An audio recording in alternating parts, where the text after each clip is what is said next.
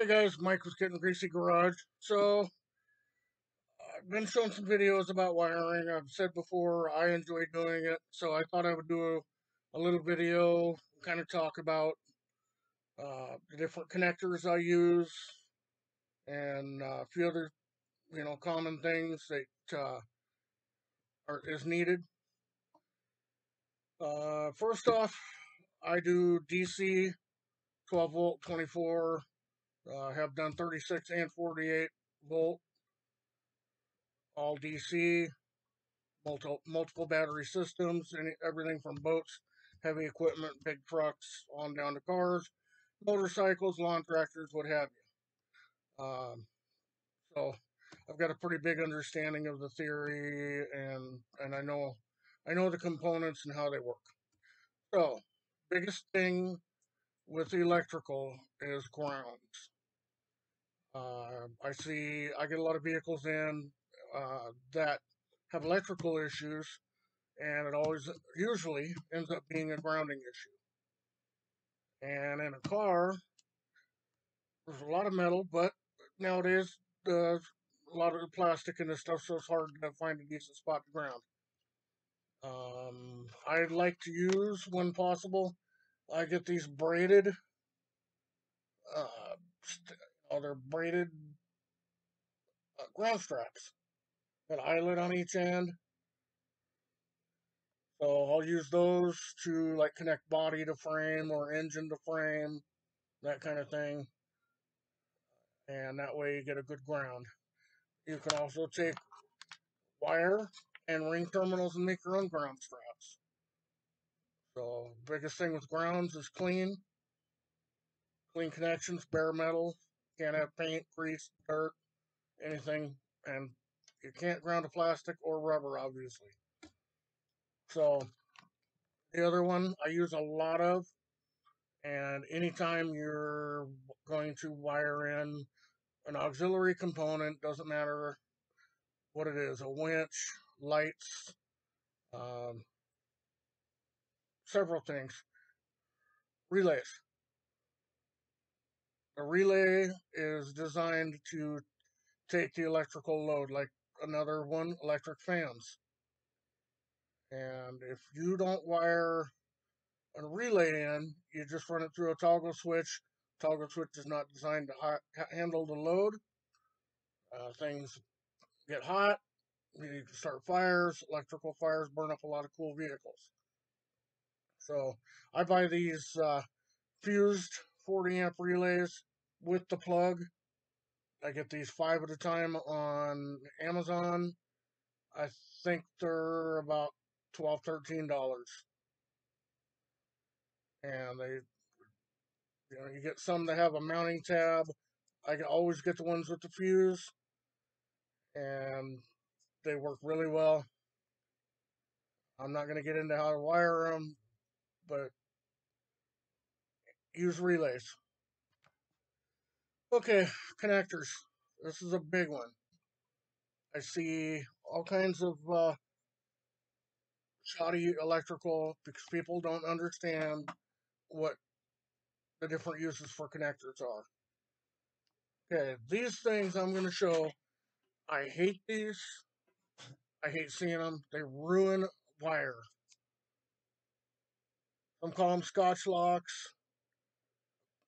Some people call them a quick splice. You put the wires in, you squeeze the metal tab down, you lock the cover over it. It's a quick way to add a wire to another circuit. However, I don't know if it'll show it or not, but those little notches cut strands of wire, creating resistance. I have those in the yellow, the blue, and the little dinky red. Now, I have them, and in an absolute emergency, I will use them. There's other ways to splice wires together or add wires to a circuit than using these things. And you'll find these, like you buy a new component, they'll give you these to tap into your wiring. They're junk. Don't use them. butt connectors. So depending on what I'm doing, it is depends on what style butt connectors I'm going to use. There's two style. There's your common insulated, and these are all crimp connectors, and then there's uninsulated butt connector. If I'm doing a quick trail repair, side of the road repair, something to get a vehicle back to the shop, I will use the insulated ones. And again, I use the three common, the yellow, blue, and red.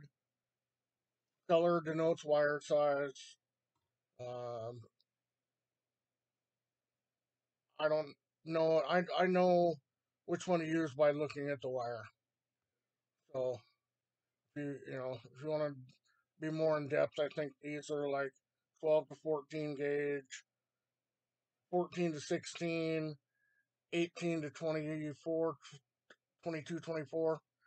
So again, insulated style I will use on a quick repair, and then I'll come back to it and change it up.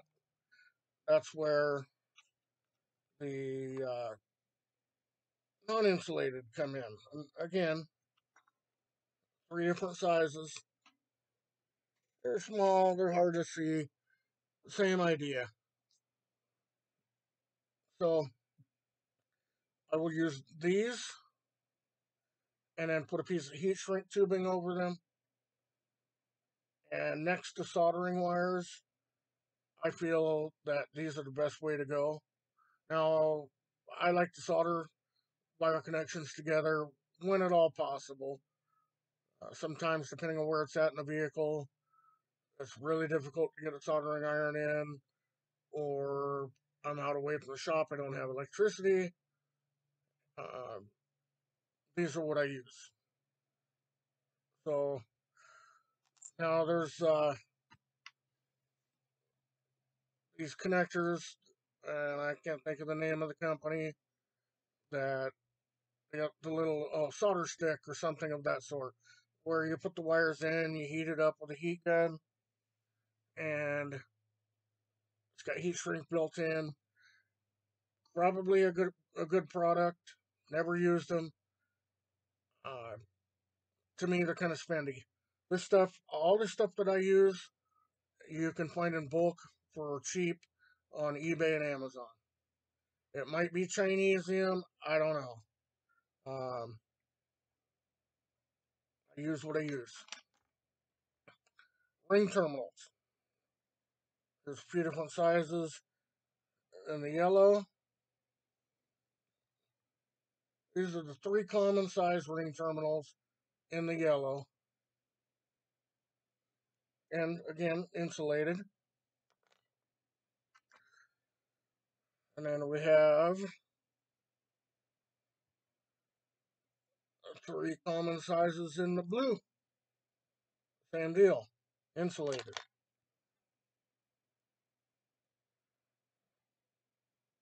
And it's so small, it's tough to get a hold of.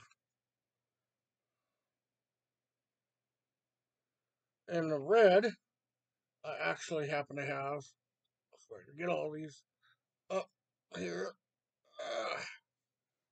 I actually happen to have four different sizes in the red, in the insulated. So, uh, insulated stuff again, I like to use for quicker repairs, certain instances. Most of what you'll find in your parts stores are little packages of this insulated stuff. That's what's commonly available.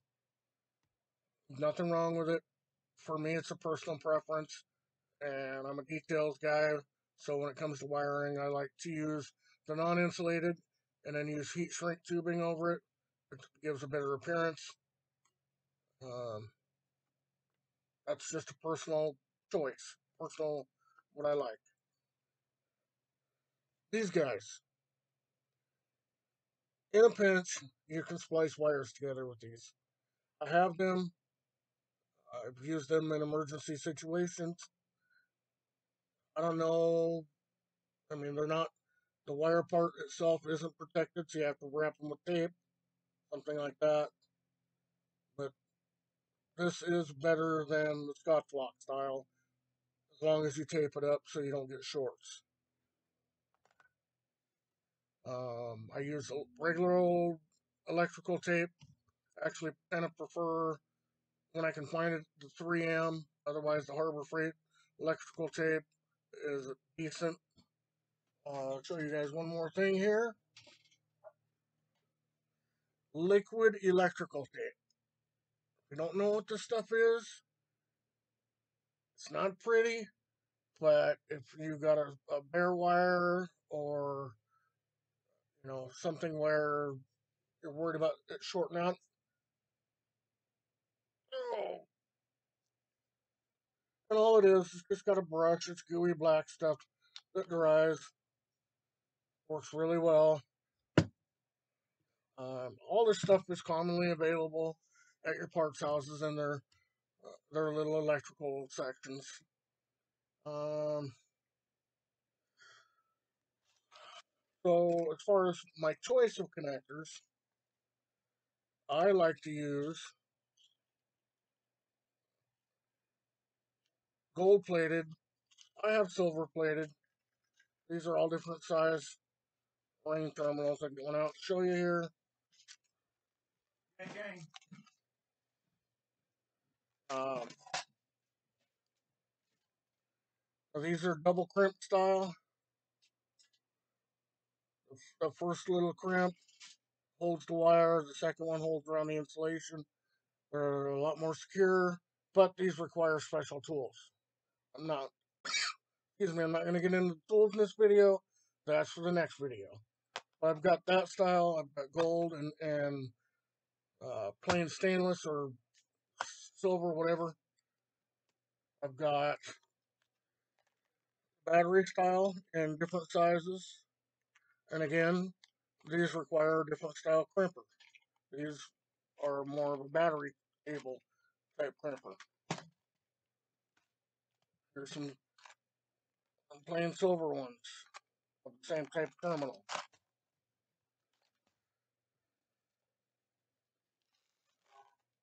These guys, spade terminals, both male and female, all three sizes, silver and gold plated, and the little protective rubber boots for them. I always use these. These are, again, double crimp terminals. There's a name for the double crimp. I don't know what it is. I call them double crimp. And another favorite of mine is GM weather packs, or a copy. These are a copy of a weather pack. Uh, these are pretty, even this kit with, they have single wire all the way to 6 wire plugs.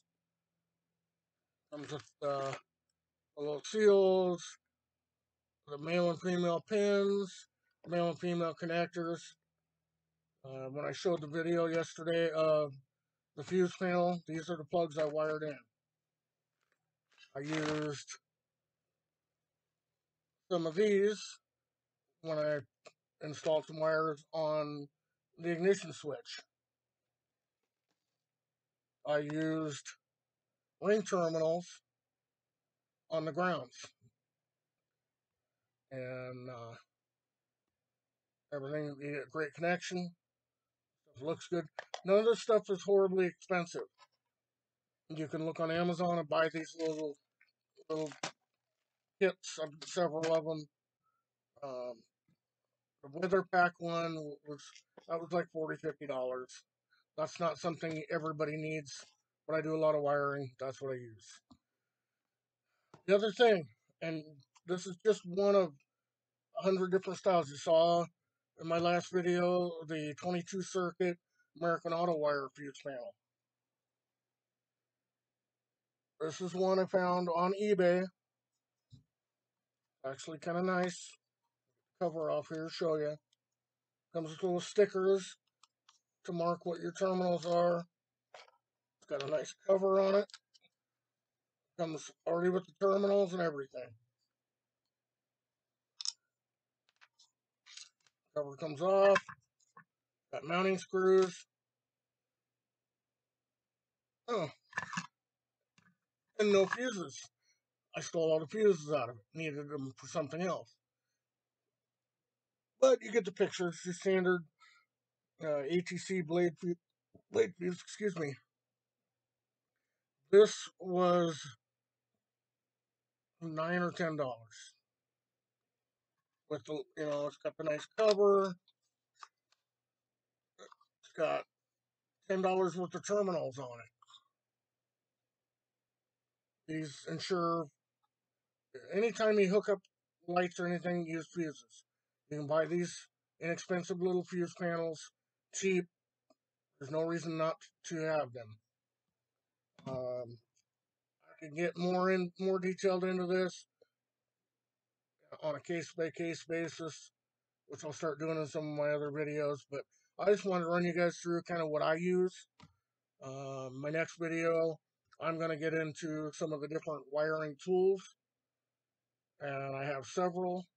And then of the several, I have preferences for each type of situation. So, anyway, it's a long enough video. Thank you for watching.